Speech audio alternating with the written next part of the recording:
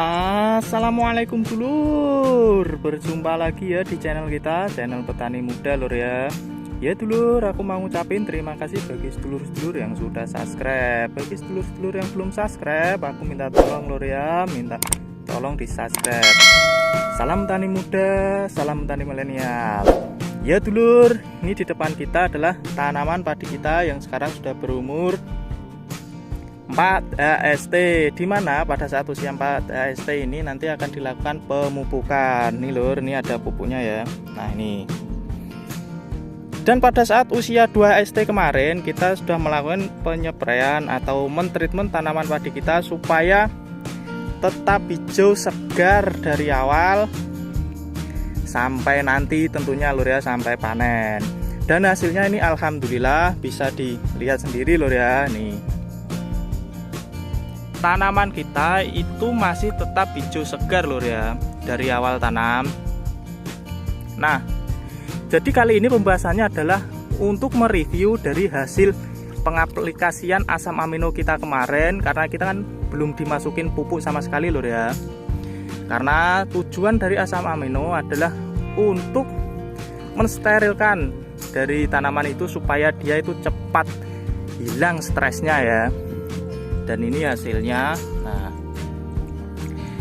dan tidak lupa, karena ini tanamannya itu sudah mulai perakaran, jadi kita nanti juga harus memberikan nutrisi. Jadi kita juga membawakan tadi pupuknya, yaitu adalah pupuk taburnya. Supaya apa?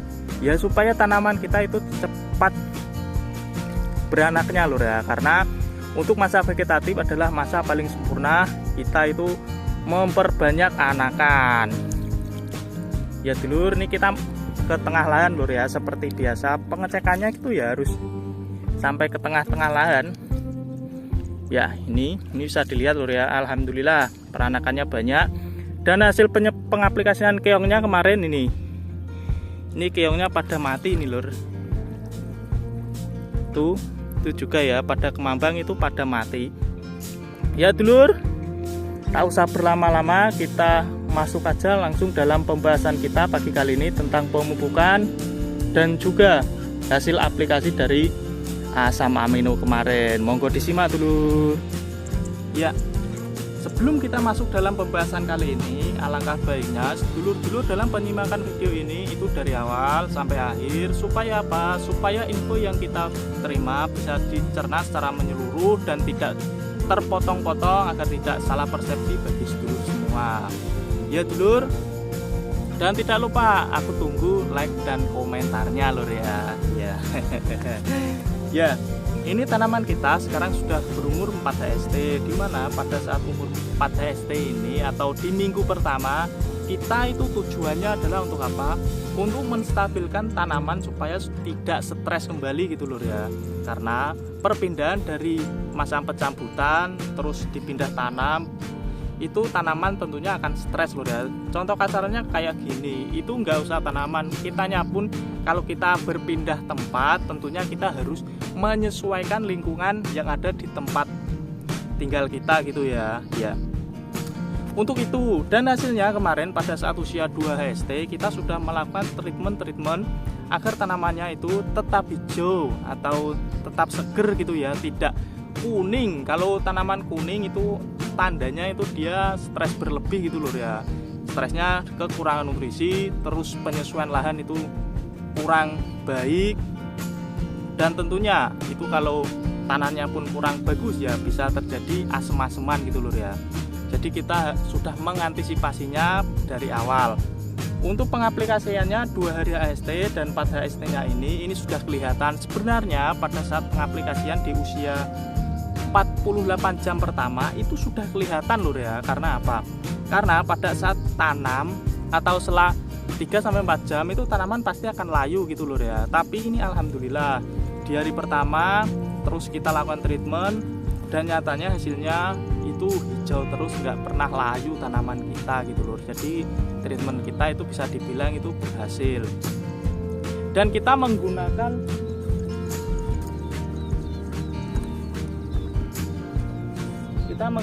ini lur ya. Nah ini kuncinya kita itu agar tanaman terbebas dari stres atau cepat menyesuaikan lahan baru, kita menggunakan ini adalah asam amino super lur ya. Dimana dalam pengaplikasian asam amino super ini kita cuma membutuhkan itu cuma sedikit lur. Kalau cuma menetralkan gitu ya, kita cuma butuh 1 sendok makan itu sudah cukup, itu nggak usah banyak-banyak. Tema kita pengiritan lur ya. Kalau nanti setelah tanaman tumbuh atau berkembang ya tentu dosisnya pun tidak 1 sendok terus lur ya, kita sesuaikan dari kebutuhan tanamannya, kita naikin sedikit-sedikit. Kalau pengen mencobanya bisa langsung aja kontak di WA saya lur ya. Kontak WA saya itu ada di tentang profil di channel Petani Muda New gitu ya. Kalau di sini di Gubuk Petani Muda aku belum cantumkan nomor WA-nya, jadi nanti bisa main di channel satunya lur ya. Nah, kita masuk dalam pembahasan yang pemupukan. Nah, untuk pemupukan pertama karena tanamannya itu sudah sedikit tidak stres lur ya, coro kasarane 70% itu sudah normal, kita tentunya akan memacu nutrisi yang diberikan agar nanti setelah dia normal ya minimal 90% dia itu sudah disuplai nutrisi.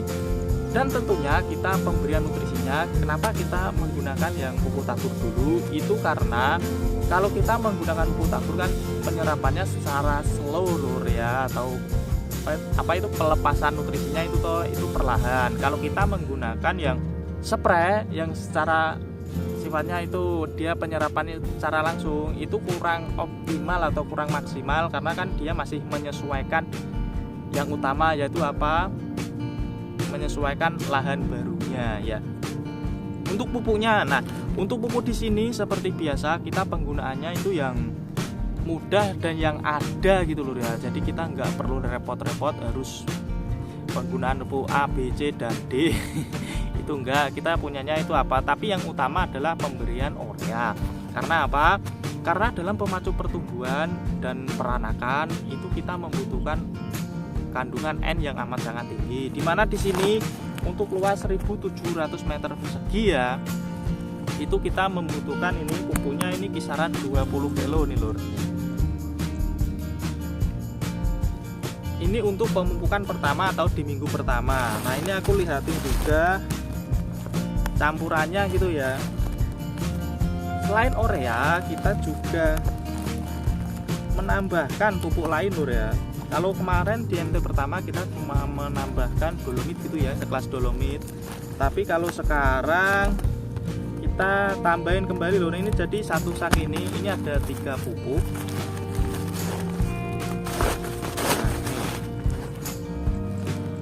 Ini lur ya.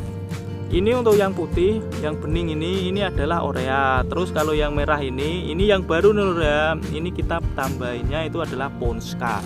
Ponskanya di sini kita penggunaan Ponska yang subsidi. Itu karena apa? Karena Ponska subsidi itu tentunya ya lebih murah gitu loh daripada Ponska yang non subsidi. Dan yang kedua ini juga kita menggunakan kapur ya, seperti dolomit itu yang kayak kemarin itu, karena kandungannya MgO, CO.